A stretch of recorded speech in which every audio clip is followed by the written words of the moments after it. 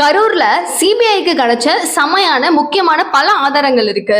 இந்த ஆதாரங்களை வச்சு திமுகவில் இருக்கிற முக்கியமான நபர்களை என்ன வேணா கேள்வி கேட்க முடியும் அப்படிங்கிற அளவுக்கு இருக்கு. இன்ஃபேக்ட் நிறைய பேர் சொல்றது அரெஸ்ட் ஸ்டேஜ் வரைக்கும் முக்கியமான அமைச்சர்கள் போகலாம். அதுவும் கரூர் இஷ்யூ அப்படிங்கறத தாண்டி இப்ப சொல்ல போற ஒரு முக்கியமான விஷயத்தினால நடக்கலாம்.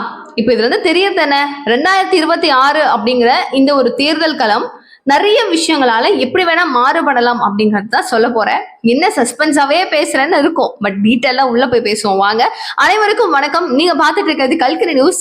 நான் தீபிகா. என்னோட பொறுமைக்கும் எல்லாம் இருக்கு. என் பொறுமையை மீறிட்டேன் அப்படின்னா அவ்வளவுதான், கடுப்பாயிட்டேன் அப்படின்னா யாருமே தாங்க மாட்டாங்க. என்னுடைய பொறுமையும் ஒரு அளவுக்கு தான், நான் பேசிட்டேன் அப்படின்னா யாருமே தாங்க மாட்டீங்க அப்படின்னு சொல்லிட்டு இந்த வார்த்தைகளை ரிப்பீட்டட் மோட்ல அண்ணாமலை அவர்கள் சொல்லிட்டு இருக்காரு. காரணம், அதிமுகவில் என்ன பிரச்சனை நடந்துச்சு அப்படின்னாலும் அண்ணாமலை தான் காரணம் அப்படின்னு சொல்லி குறுக்கி சொரிஞ்சு அவரையே நோண்டிட்டு இருக்கிறது சரி கிடையாதுல. செங்கோட்டையன் சும்மா நாச்சுக்கும் ஃபிளைட்ல போயிருக்காரு, இவர் கூட போயிருக்காரு. இவர் வேலை, அவர் வேலை. அவர் தூங்கினாரா, இவர் மூச்சிருந்தாரா, அவர் தூங்கினாரா, 2 ட்ரிப்பு க்ளோஸா வந்துட்டாங்க 2 பேரும். பட் இந்த விஷயத்தை ஊடகங்களும் ஆகட்டும், அதிமுகவினர் புடிச்சு வச்சுக்கிட்டு அவர் தான் அந்த ஃபிளைட்ல போகும்போது என்னவோ சொல்லி கொடுத்துட்டாரு. இப்ப செங்கோட்டையன் இப்ப ஓபிஎஸ் கூட போயிட்டாரு, டிடிவி தினகரன் கூட போயிட்டாரு. அமமுகன்னு ஒரு கட்சி வச்சிருக்கிறாரு. அமமுக கிடையாது, அமமுக, ஓகேவா? இந்த மாதிரி ஒரு கட்சி வச்சிருக்கிறாரு. யாரு? டிடிவி தினகரன். அவர் அங்க அவர் பாட்டுக்கு 7 போக வேண்டியதானே, எதுக்கு தேவையில்லாம இதெல்லாம்? அப்போ டிடிவி கிட்ட போய் 1 மணி நேரம் 2 மணி நேரம் பேசுனது அண்ணாமலை, செங்கோட்டையன் கிட்ட ஃபிளைட்ல பேசுனது அண்ணாமலை, ஓபிஎஸ் அவர்கிட்ட பேசினது அண்ணாமலை, எல்லாருக்கிட்டையும் பேசினது அண்ணாமலை. அப்ப அண்ணாமலை தான் காரணம் அப்படின்ட்டு இப்போ ஒரு பெரிய பூகம்பத்தை அதிமுக கிரியேட் பண்ணிட்டு இருக்காங்கல்ல. இதற்கு பதிலடி கொடுக்கும் வகையில அண்ணாமலை அவர்கள் சொல்லியிருக்கிற விஷயம், நான் பேச ஆரம்பிச்சேன் அவ்வளவுதான், திரும்ப பேச 2 நிமிஷம் போதும், பட் நான் வாக்குக்கு கட்டுப்பட்டு இருக்கேன், அமித்ஷாக்கு கொடுத்த வாக்குக்காக கட்டுப்பட்டு இருக்கேன் அப்படின்னு சொல்றாரு. நேரம் வரட்டும், நான் பேசுவேன், அப்ப பேசுவேன் அப்படிங்கிறாரு. செம்ம ட்விஸ்டா வெயிட் பண்ணிட்டு இருக்கோம். எப்ப தலைவா நீ பேசுவ, என்னெல்லாம் பிளாஸ்ட் பண்ண போற, வெயிட் பண்றோம் நாங்க அப்படின்ற மாதிரி எத்தனை பேர் வெயிட் பண்றீங்க? அண்ணாமலை அவர்களுடைய இந்த பேச்சுக்கே உங்களுக்கு ஒரு லைக் போடலாம் அப்படின்னு நினைக்கிறவங்க ப்ளீஸ் ஒரு லைக் போடுங்க. அண்ணாமலை பேச ஆரம்பிச்சாரு அப்படின்னா எதை பத்தி பேசினா சூப்பரா இருக்கும்? அவருக்கு பதவி கொடுத்துட்டு பேசினா நல்லா இருக்குமா, இல்ல எப்படின்றத நீங்க கமெண்ட் பாக்ஸ் சொல்லுங்க. மனசுல நினைக்காதீங்க ப்ளீஸ், மறக்காம கமெண்ட் பாக்ஸஸ் சொல்லுங்க. அப்பதான் நான் படிக்க முடியும்ல, உங்க மனசுக்குள்ள என்னால படிக்க முடியாதுல்ல. சரி, ஓகே, வீடியோக்குள்ள போவோம். இப்போ மடைமாற்றம் அப்படிங்கிறது திமுகவினுடைய அரசாங்கம் சிறப்பு பட பண்றாங்க. இப்போ இந்த ஊழல் ஆகட்டும், கே நேரு அவர்களுடைய ஊழல் அப்படின்னு சொல்லிட்டு வேலை வாய்ப்பு 2000 பணியிடங்களுக்கு மேல அவங்க பணம் வாங்கிட்டு வேலை வாங்கி கொடுத்திருக்காங்க. 25 லட்சத்துல இருந்து 35 லட்சம் வரைக்கும் வாங்கி கொடுத்திருக்காங்க அப்படிங்கிற மாதிரி பேரளவுல பேசப்படக்கூடிய விஷயம் முற்றிலும் வதந்தி, பொய் அப்படின்னு சொல்லிட்டு நேரு அவர்கள் சொல்றாரு. ஆனா இடி நாங்க அவங்க தம்பியோட ஆபீஸ் செக் பண்ணிட்டு இருந்தோம், நிறைய முறைகேடுகளை நாங்க பார்க்கும்போது இந்த ஃபைல் எங்களுக்கு தானாவே மாட்டுச்சு, வாட்ஸ்அப்ல தானாவே மாட்டுச்சு அப்படின்னு சொல்லிட்டு இடி என்ன பண்றாங்க அப்படின்னா, இதை எஃப்ஐஆர் ஃபைல் பண்ணுங்க, நாங்க விசாரிக்கணும், மேல்முறையீடு பண்ணணும் அப்படின்னு சொல்லிட்டு கொண்டு போய் இவங்க கொடுக்குறாங்க. இந்த நேரத்துல இப்ப ஆல்ரெடி பல பிரச்சனைகள், 1 2 கிடையாது, எக்கச்சக்கமான பிரச்சனைகள். இப்ப கரூர் ஸ்டாம்பேட் அப்படின்னு வரும்போது முழுக்க அரசாங்கத்தின் மேல தப்பா அப்படின்னு சொல்லி வரும்போது செந்தில் பாலாஜி அவர்களுடைய பேர் முற்றிலும் அதை ஈடுபடுது. தானா நீங்க எப்படி வந்தீங்க அப்படின்ற கேள்வி கொண்டு அவராவே நான் பிரஸ்ஸை சந்திக்கிறேன் அப்படின்னு சொல்லி அவராவே கூப்பிட்டு பேசினதாகட்டும், எல்லா விஷயங்களையும் செந்தில் பாலாஜி அவர்களும் வாலண்டியரை அவர் காமிச்ச விஷயங்களாகட்டும் எல்லாத்துலயும் சந்தேகம் வருது அப்படிங்கிறது பல பேர் சொல்லியிருந்தாங்க.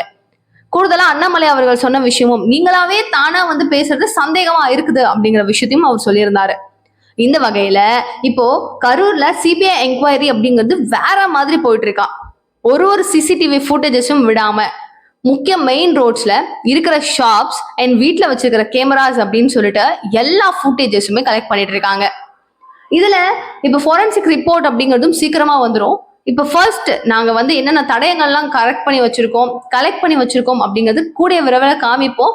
சிக்க போறது யார் அப்படிங்கிறது கூடிய விரைவில் தெரியும் அப்படின்னு சொல்லிட்டு சிபிஐ சொல்லியிருக்கிறாங்களாம்.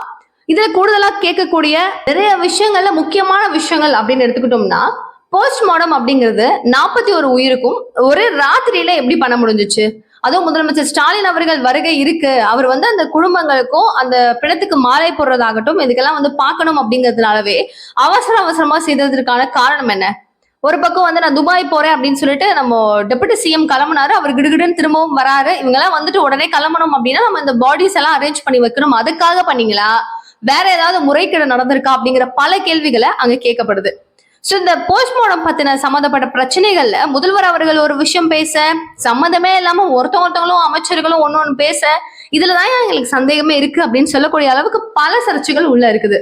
இதுல மருத்துவ குழு அப்படிங்கிறது அந்த மாநாடுக்காக வந்திருக்கிறாங்க அப்படின்னு சொன்னது உண்மையா, இல்ல உண்மையாவே இவங்களுக்கு இந்த மாதிரி ஒரு இஷ்யூ வரும், அதனால ஒரு ஒரு கரண்டான ஒரு கரெக்ட் சுச்சுவேஷன் எல்லாரையும் வச்சுக்கணும் அப்படின்னு சொல்லிட்டு ப்ரீ பிளான்டா ஆம்புலன்ஸ் எப்படி உள்ள வந்துச்சு, அடுத்து அங்க வந்து நிறைய பேர் மேல கீரல் இருக்கு, ஒரு மாதிரி அலிகேஷன்ஸ் வச்சிருந்தாங்க, நிறைய பேர் என்னவோ சொல்லியிருந்தாங்க, பெண்களுக்கிட்ட தவறா நடந்துக்க பார்த்தாங்க, ட்ரெஸ் எல்லாம் கிழிச்சு விட்டாங்க, வேணும்னே வந்து மிதிச்சாங்க, இந்த மாதிரி பல விஷயங்கள் இதெல்லாம் உண்மையா?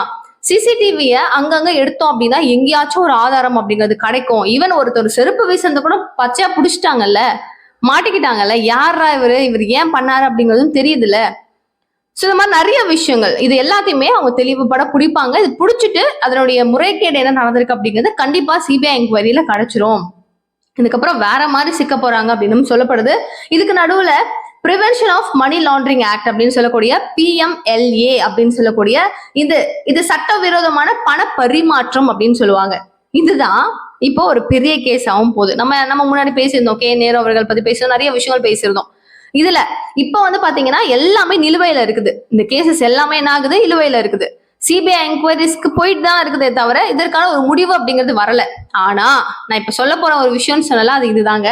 நவம்பர் 24 புதிய தலைமை நீதிபதி அப்படிங்கிற ஒரு நபர் பொறுப்பேற்க போறாரு. திமுகவுக்கு ஆட்டம் காமிக்க போறாரு அப்படிங்கிறதுல மாற்று கருத்து கிடையாது. இவர் யார் அப்படின்னா சூரியகாந்த் யாதவ் அப்படின்னு சொல்லக்கூடிய தலைமை நீதிபதி. இவர் பொறுப்பேற்றுட்டாரு அப்படின்னா டாஸ்மாக் ஊழல்ல சிக்கன நம்ம செந்தில் பாலாஜி அவர்களுடைய விஷயங்கள் வரும். இப்போ கே நேரு அவர்களுடைய பிரச்சனை அதெல்லாம் கிடையாதுங்க, பிரச்சனையே கிடையாது அப்படின்னு என்னதான் 1000 வாட்டி அழுத்தி சொன்னாலும் ஈடு என்ன பண்ணுவாங்க, நீங்க கேஸ் போடலையா, நான் மேல்முறையோட பண்றேன் அப்படின்னு சொல்லிட்டு அவங்க கோர்ட்டுக்கு போவாங்க. அங்க திரும்பவும் அமல்படுத்தப்படும் எல்லா விஷயங்களும். அப்போ பொன்முடி அவர்கள் வந்து ஆல்ரெடி அவரும் வந்து அரெஸ்ட் பண்றதுக்கான சான்சஸ் நிறைய இருக்கு. இது கூட நிறைய திமுகவுக்கு சட்ட சிக்கல்களும் அதிகமா வரப்போகுது. இப்போ இந்த தலைமை நீதிபதி வந்துட்டாருன்னா எல்லா பிரச்சனைகளுக்கும் ஒரு பெரிய சொல்யூஷன் இருக்கும். சிபிஐ என்கொயரிஸா இழுவையில இருக்கிற எல்லா விஷயத்துக்கும் ஒரு முற்றுப்புள்ளி வைப்பாங்க. தற்காலிகமா தான் அது எல்லாமே ஸ்டாப் பண்ணப்பட்டிருக்கே தவிர நிரந்தரம் கிடையாது அப்படிங்கறத அழுத்தி சொல்றாங்க. இதனால நவம்பருக்கு அப்புறமா திமுகவுல மாபெரும் மாற்றங்கள் வர்றதுக்கான வாய்ப்புகளும் அதிகபட்சத்துல இருக்கு அப்படின்னு சொல்லப்படுது. என்ன நடந்தாலும் நாங்கெல்லாம் கவலைப்பட மாட்டோம், எங்களுக்கு எந்த பிரச்சனையும் இல்லை அப்படின்னு சொல்லிட்டு திமுக கெத்ததான் சுத்துவாங்கன்னு நான் நினைக்கிறேன். நீங்க அப்படி சுத்துறவங்களை பார்த்து என்ன சொல்லணும்னு நினைக்கிறீங்கன்றத மறக்காம கமெண்ட் பாக்ஸ் சொல்லுங்க. நிறைய விஷயங்கள் பேசலாம். நிகழ்கால நிகழ்வுகளுக்கு சேனலை சப்ஸ்கிரைப் பண்ணிக்கோங்க. Thank you so much for watching this video. Bye.